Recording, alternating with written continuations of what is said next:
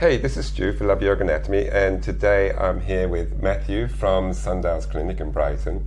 And I thought I'd bring a specialist that knows about the spine so we can talk about some of these things and some about these movements of the spine as they relate to yoga and what we can be doing to potentially put pressure on our backs and maybe do more harm than good, shall we say.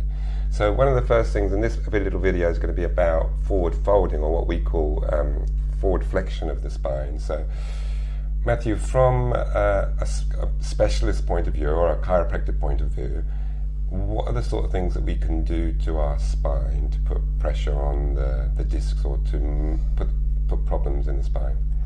Well, the biggest problem with forward flexion is the pressure it generates in the disc. Okay. Because as we bend forward, the weight of our torso falls on our pivot point, the lower back, and it causes two problems. Firstly, as we bend forward, the vertebra on top wants to slide that way, so you get a shear motion, but the only way the body can counteract that is by contracting the back muscles, right? Which works very well. The back muscles are really strong, but what that does is then compress the discs. Okay, so it pulls them a little bit closer, the vertebral body's a little bit closer. Pulls the vertebral bodies a little bit closer. Now the disc is designed to be compressed. You can see that it spreads all the way around here, and this is a spine that's held in neutral. Right. So it's really important to keep that neutral posture. So that will happen even when we're keeping our lumbar curve. Yeah. And is it the lumbar area that's more at risk, or the thoracic area? It doesn't move as easily, does it, because of the rib cage and everything like that? But in a forward fold or flexion motion, is it the lumbar area that's more likely to suffer from these compressive forces? It is. It's only the lumbar area, actually. Okay. The thoracic spine and the cervical spine doesn't really have enough force generated. It can manage it quite well. Okay. The forces going through the lumbar disc are huge. Right. If you if you bend over at 90 degrees and lift 100 weight. So that would be like a deadlift, that type of thing? A deadlift. Okay. You get a ton of pressure, literally a ton, wow. going through so your it's not just a figure of speech? No, okay. it's massive, which is why we see so many injuries from this sort of movement. Okay. Now, if you maintain that neutral spine, you get this compression of the disc all the way around. Okay. But if you bend forwards and flex without maintaining that neutral spine, and then you compress it, you can see it forces the disc material out to the back of the disc, and that's what causes discs to fail, to prolapse, and you get what's commonly called a slipped disc, and that can compress the sciatic nerve and cause raging back pain and leg pain, and that can be quite serious. So as far as forward folding with keeping your neutral curve, so that's your normal curve as you would be standing or sitting, it changes slightly, doesn't it, depending on what you're doing. At some stage, what we find in the yoga is that you're going to round the back as you reach the bottom if it's a completely flat forward fold. The fact that gravity is then maybe playing down on you if you're laying on the floor and then your chest is on your legs, shall we say, the fact that gravity is forcing down this way, is there any less pressure on the spine as if it was if you were upright or not upright but standing or that sort of thing? Yeah, there is. As soon as you get to take the weight of your torso on your hands, or the torso rests on the knees, the lower back muscles don't have to contract so hard to stop this shearing movement, and then the pressure eases off on the back. Then all you're left with is the forward bending pressure, which is significant as well, and you can't overlook it, but it's not as serious as that sort of 90-degree forward flexion from the hips area.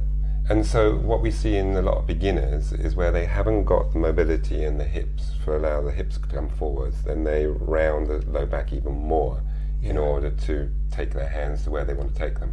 So that we see in the beginners as well as causes all sorts of issues with their back starts tightening up and that sort of stuff. So then they've got to be really careful not to move from there, and maybe limit their forward folding that they were doing with that. So from your point of view, is there any benefit for us to be able to do these deep forward folds, even though as a yoga practitioner we want to do them because it sort of feels nice, and it's nice to have that range of motion to be able to move around and do things.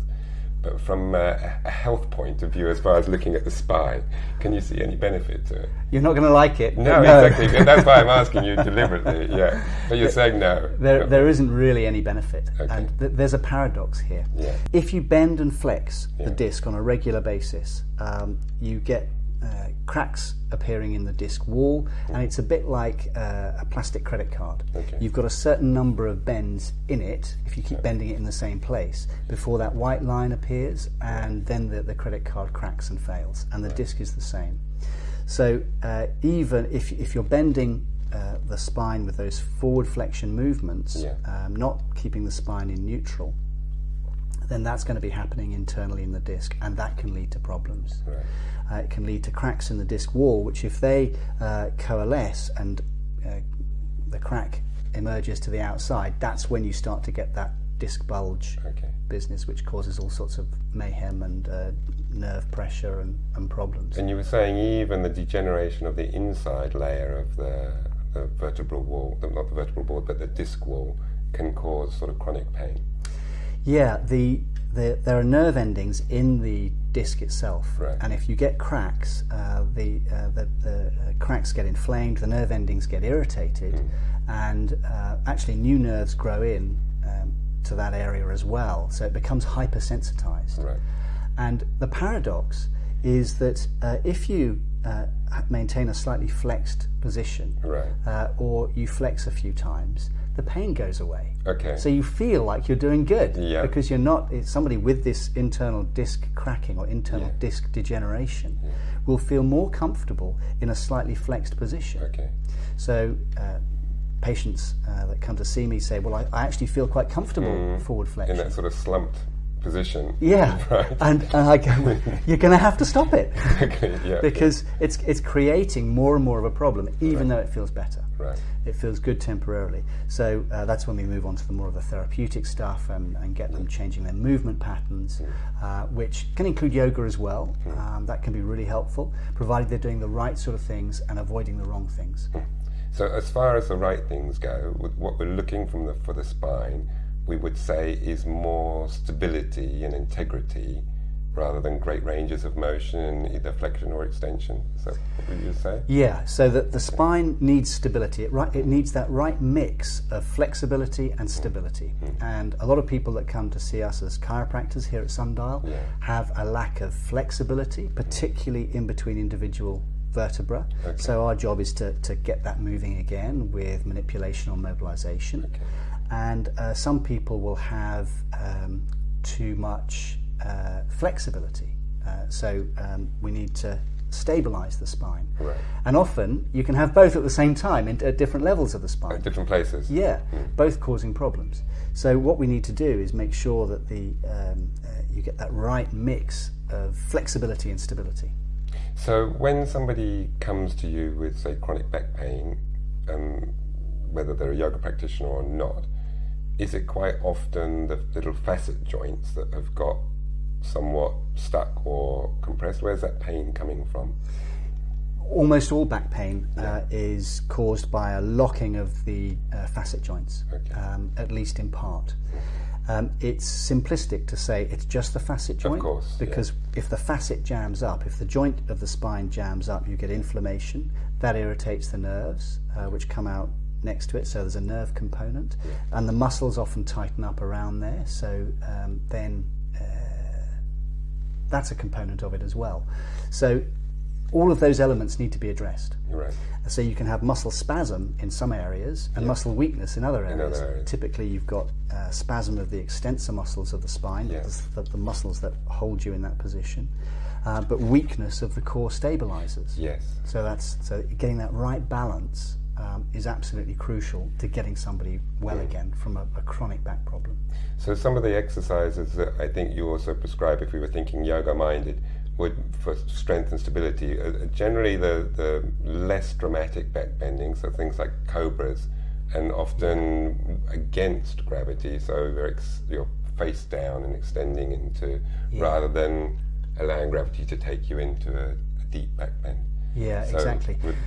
Cobra is really great. It's a really good exercise, and we start people off on their elbows, not forcing it, and then if they can manage it, coming up onto their hands as well, purely from a therapeutic point of view. I'm not a yoga practitioner. I don't do yoga. Maybe I should. But that's a really great exercise for a whole range of problems. The only people we don't give that to are people who've got really sore facet joints, because that extension will compress the joint and cause more pain. But if someone says that's how they feel when they do it, that helps us in the diagnosis, because the diagnosis has got to be absolutely spot on if we're going to help people as well as we can.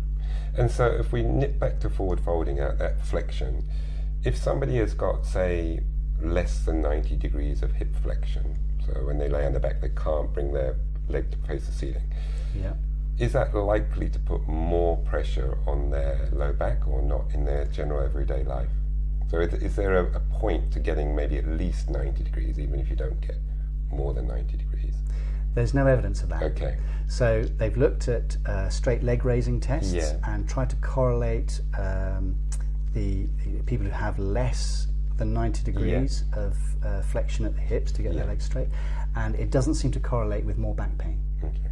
So it might correlate with other things. That's not my field. I'm a back expert as a chiropractor.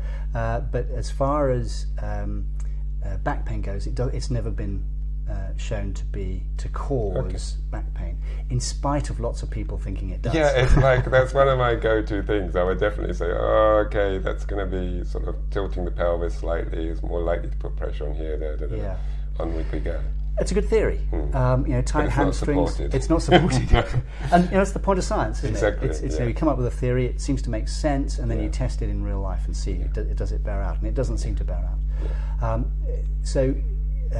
It's probably not as important as we probably thought. Okay.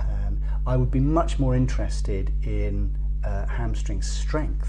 Okay. Because if there's an imbalance in strength of the hamstrings, then that's a problem. So often it's a sign of a problem, because if a facet joint jams up and you get this nerve irritation, then that can cause a weakness into a hamstring or a gluteal muscle, and then you get distorted movement patterns, which can then go on to cause problems. Right. Okay, that's cool. Good. Okay, I think that's enough for one little bit, don't you? And we're going to come back and we'll give you some more videos with Matthew Bennett from Sundials here.